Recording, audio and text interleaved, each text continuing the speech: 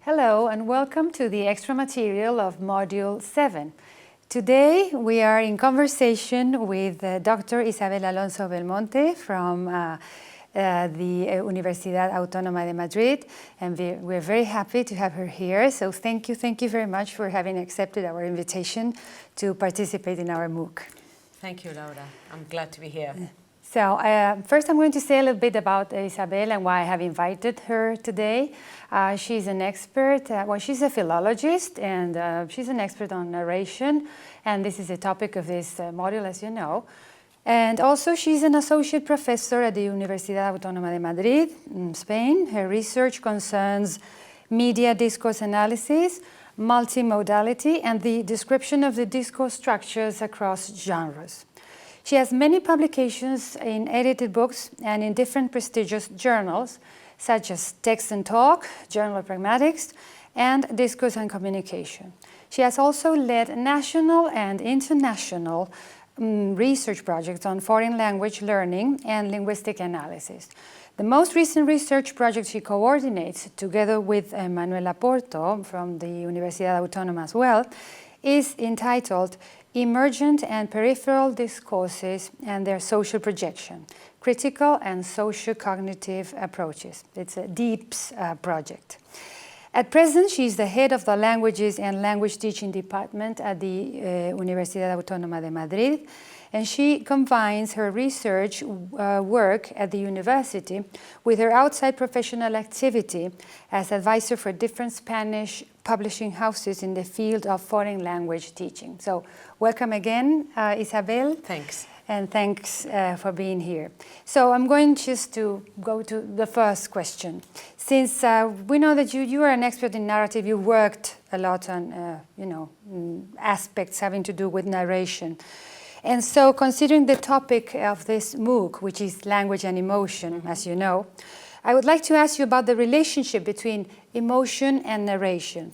But before that, would you mind explaining the audience what a narrative is and what the elements of a narrative or the components of a narrative are? Of course, Laura, thank you. Well, a narrative text is a story that tells a sequence of fictional or non-fictional events.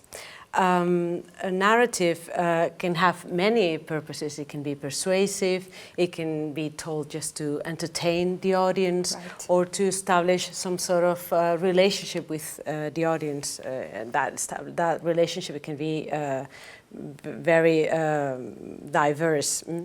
A narrative can be found in different text types. You can find narrative in a newspaper account, or in fiction, or in literature. Normally a narrative has a moral or an ending, sort of a message to the audience. It is basically structured around a series of goals and obstacles that the participants have to overcome. As for the components, there is a great deal of research on how to describe the narrative structure. And there are different proposals, but I think the Lavovian traditional schema is the more acknowledged one. So we can distinguish, and I think we all agree that we can distinguish 5 or 6 components in any narrative. The first one would be the abstract, which works as a kind of introduction. Or summary. Yeah, exactly, and it is optional. You don't always find it in a narrative. And then you have the orientation, which is the part of the narrative which sets the scene. The complication, that is where the problem arises, where the problem the main characters have to overcome appears. The resolution, where that problem disappears in a way or another. Right. Then the problematic component of the evaluation. It is the part of the narrative in which we as audience learn about the implications that solution which has been adopted has for the participants or the main character or for the audience in general. and finally the coda, which is a sort of model, for the audience and for the story in general. Yeah, this is the Lebovian view. Exactly. But of course, well, this is the basic one that everyone knows when they do, or they work with when they do narration. But then it's also been observed that in different kinds of narration may have different elements. Exactly. For instance, if it's a journalistic article, maybe there's no coda, maybe there's no, it has... Exactly. All of them have this beginning, middle and end, and you know, and there's a kind of resolution because it's a story that is being told. Well, sometimes you don't even find a resolution, you don't have it. It is the realization, the linguistic and textual realization of that structure, which is worth observing in different settings, in different text types and in different languages as well. Right, and so now taking into account all these components of narration, are there any elements of the narration in which emotion is expected to appear, or where there is a tendency for narrators to express it more than in others? Well, that's a very complex question, because the emotions are present in narratives. That's clear. The expressive function of language finds its way in narratives. It plays a major role. Then emotions can be explicit or implicit, and they can actually be used with a specific purpose on the part of the narrator. They can be manifested linguistically, paralinguistically, and even through multimodal elements. So it's quite complex. Depending on the text type, we find, and depending on the language and in the intention, depending on the intention of the narrator, we find one linguistic manifestation or another. For example, it comes to my mind now, oral narratives, these co-constructive narratives in which two people are speaking to each other, telling each other their own personal experiences or just an anecdote. These co-constructed narratives use, in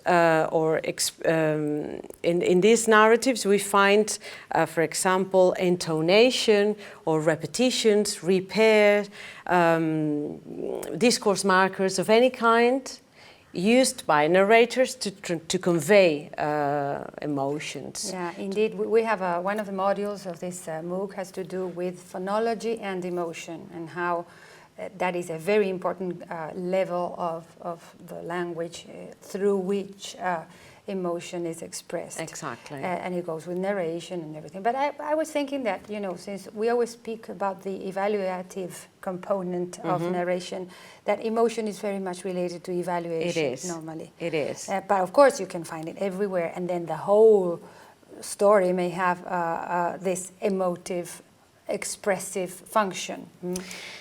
The problem is that speaking in general about narratives complicates matters, because I mean at the end what we should do is to observe how the narration or how the narrative is developed in a specific language, in a specific text type, and very much related to the narrator's purpose, I believe. I think that makes, I mean, that is the context in which everything takes place and explains the presence or not, or the specific use of emotions with persuasive use objectives, for example, or whether the reason why narrators choose not to expose their emotions explicitly, but they choose to generate emotions in the audience. I mean, these are contextual decisions made by narrators in specific contexts. Yeah, that's an interesting point, because we have to distinguish between the emotions that are expressed,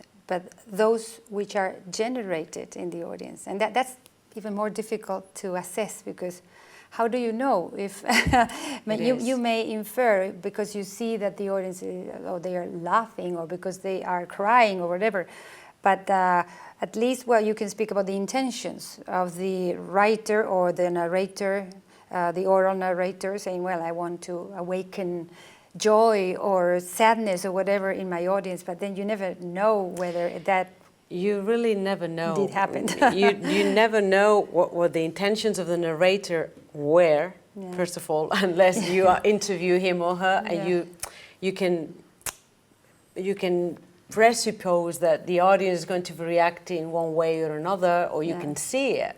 You can see that the majority of people react in one way or another, but it would be necessary to test it in order to reach grounded of course, to be able to make generalizations of any kind. Yeah. And what types of narration have you studied or scrutinized the most? Well, I started my career at the university working in media discourse. So I've analyzed different types of texts within media opinion texts and hard news, soft news. But in the last 5-6 years, I've focused on two different kinds of narratives, which I'm not sure whether you're familiar with, but I mean, let me explain to you a little bit. One is digital stories, and the other ones are teachers' narratives. Digital stories are an emergent genre. They started to be developed in the 90s, and they haven't attracted much attention, from the linguistic point of view, let's say. Digital stories are personal experiences told by amateur narrators who decide to attend workshops where they learn how to combine music, text, and digital tools to create a story and upload it onto the internet. These stories have a very, they have emotional, the emotions play a very important role, definitely. They're not professionals, so you can see that they're amateur stories, but they're personal experiences. They have different purposes, historical purposes, persuasive purposes, just the idea, entertaining and sharing stories. So sharing your story with others so that they can learn from your own experience. That's basically what they aim at. So it's an intersubjective activity. Exactly. So they are clearly multimodal, and emotions, for example, and evaluations are conveyed through the use of music, or through the use of images, or to the use of the whole ensemble, everything together, working to enhance a positive emotion or a positive message, or a negative message, depending on sometimes whatever. Mixed emotions. Yeah, I guess. exactly. So sometimes it's not so clear cut between positive and negative. Sometimes you have this, You're very right. No, it's never clear cut. Yeah. And so we've worked within the research group that I lead together with Manuela Porto. We've worked on different aspects on digital stories. Basically, we've analyzed multimodal, the way emotions and evaluations are conveyed multimodally. Let's see.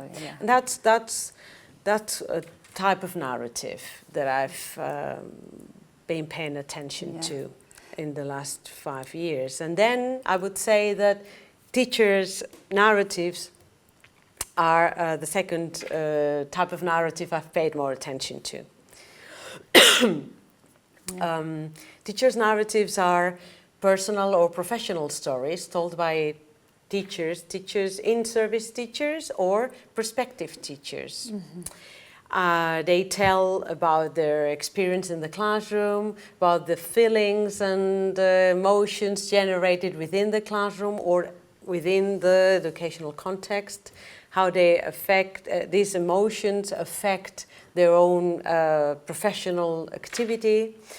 They are clear-cut examples of narratives. In many ways, they're autobiographies, reflections, intertwined with stories focused on their students, relationship establishes with colleagues, which are transposed to the narrative context. I was going to ask you, but how did you gather that corpus? How do you, I mean, teachers' narrations, are there any books or do you have just written down what the teachers tell you and then you've just annotated your own corpus? Or? Well, we've got, as you know, I work in the Faculty of Teacher Training and Education. Ah, right. Yeah. We've got students, prospective teachers in primary and secondary education who finish their studies at the university, then sit down their examinations, become teachers, and they, fortunately, most of them keep a good relationship with us and participate in our projects. So we've got a corpus which is called WAM-DIKE corpus, and it's focused on teachers' narratives, prospective and in-service teachers' narratives. Oh. And that has allowed us to see how these teachers, prospective teachers, build their professional identity, and how in-service active teachers end up designing or building a stable professional identity. And we've seen that in a longitudinal way, let's see. So you're telling us that these two kinds of narration that you are studying contain a lot of emotive language. Yeah. And would you say that there are some genres or types of narration that contain or are more likely to contain emotive language than others? Yes, of course. I mean, it's a narrative account found in a newspaper is less prone to include emotive language, for example. Than what? Than, for example, literature, fiction, novel. That doesn't mean that you can't find emotive language in a newspaper. There are many examples of emotive language in newspapers, but the strategies used are different. Right. Maybe the explicit language, emotive language is not used, but there are other ways of generating emotion within the text and generating emotion to the audience who's reading the text or so they are watching. less explicit and less intense. Exactly. Regarding the emotion. Exactly. Yes. Exactly. Again, it depends on the type of news. Again, within the media discourse, it's not the same to if we are reading a piece of hard news that if we are reading a report on a crime in a sensationalist newspaper, depending on, again, everything depends on the writer and his intentions. And there are lots of variables that are, you know. A funny thing about teachers' narratives, for example, as you know, many of our students and then many teachers working in primary and secondary are women. Yeah. Women are depicted as very emotional people. And when you actually study their narrations, their narratives, you realize that the emotion is not explicit. Teachers are very emotional in general. Yeah. They establish emotional relationship with their students, particularly in primary, but also in secondary. All this emotional language is not present in an explicit way in their narratives. Because maybe they try to be more objective, or that's their intention. But anyway, you can read between the lines. Of course, as I said, there are many ways of showing and generating emotion, and it doesn't have to be explicit. Right. Oh, of course, yeah. So then, would you say that narration is the ideal discourse genre to communicate feeling and emotion to an audience? Probably, yeah. I would say that. Why? Research says that people tend to identify with the characters, try to experience the same emotions as the main characters or in any narrative. So, yeah, I think so. Narratives are most of the time focused on let's put it like that. Narratives are structured around goals and objectives and obstacles. Right. When the main participant or the main character in a narrative is successful, achieves his or her goals, and overcomes any obstacle, the audience feels happy about the main character's success. If the main character is not able to succeed because of whatever reason, we as part of the audience feel sad, feel anxious about whatever is going to happen to him or to her. And also, if you remember what Labov said, why he used narratives of personal experience in order to do his research, he said that he used that genre because when people tell narratives of personal experience, they use a vernacular, which is the language of your guts. Which is the language that you learned in your childhood and adolescent years, and then that's your what you most associate to your inner feelings and sensations and everything. And so then it may very well be the case that narration is an ideal genre for the expression of emotion. I would say so too. I would say so too. Of course, emotion can be conveyed differently, as I mentioned before, but narratives probably are the site for emotion. And so how do you see the relation between evaluation and emotion in narration? It is complex, but exists. Well, the first thing I have to say is that I don't, as many other researchers, I don't quite believe that evaluation has to be a component, it has to be confined to a specific part of the narrative, as Labov mentioned or proposed in his classification of different components in the narrative. I believe evaluation can be present all through the text, all through the text. Right. I agree with you. It's not just a specific. It's pervasive. Place. In the it's text. all pervasive. And it can be conveyed through different linguistic and multimodal means and structures. So.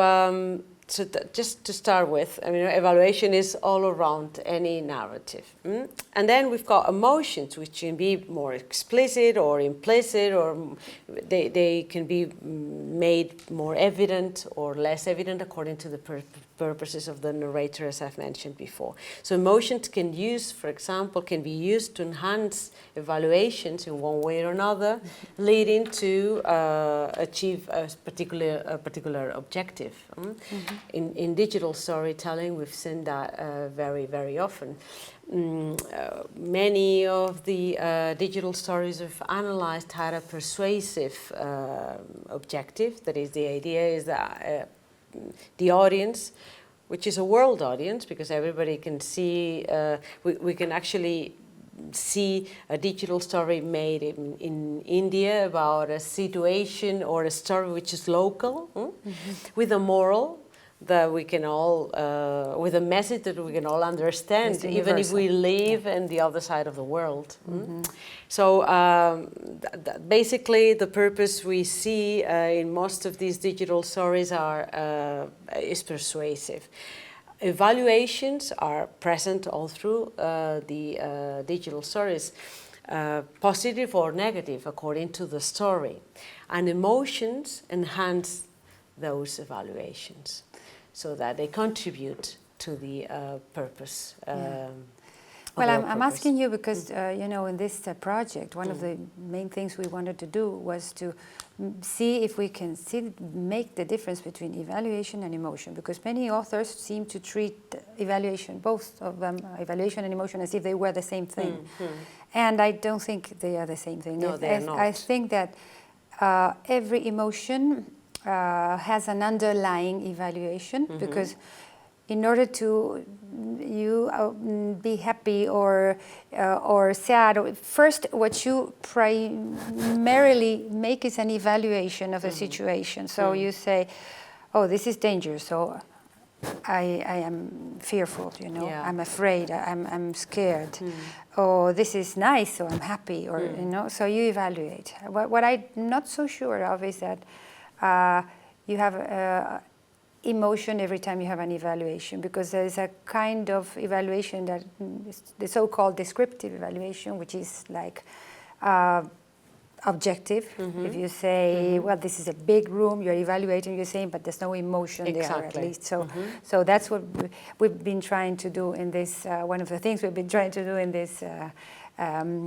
this project, and that's why I was asking. So yeah. I agree with you. I mean, you say this is a big room. Clearly, it is a evaluative proposition, but there is no emotion. Right, unless you say, oh, it's big, or that's a different thing. Yeah, or if you actually say it at the same time, you use some paralinguistic a gesture or an image, which makes the audience clear that there is a sort of emotion attached to that sentence. Or there is some contextual feature that the audience, by means of which the audience knows that being big may be negative or positive, or so, then they may say, oh, she's criticizing or not. But if it's just something neutral, then there's no emotion. Okay, so this is just a comment, but I thought that it would be interesting to be able to make the difference between them both, also in narration, for the sake of analysis. Yeah, sure. It depends again.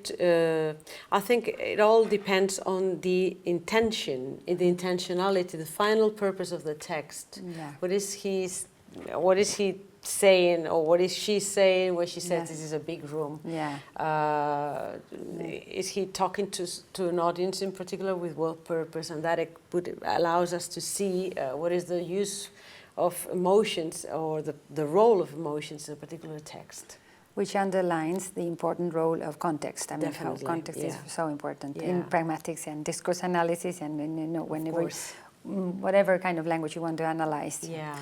All right, so now just, this is my last question, because, you know, this is also a multidisciplinary group that we have in emomon, and we're interested in the relationship between the psychological aspects of emotion and the linguistic aspects, and how linguistic competence could have a relationship, or might have a relationship with emotional competence and emotional intelligence. And so would you say that storytelling and narration are a way of educating the emotional intelligence of the receivers, or of the audience?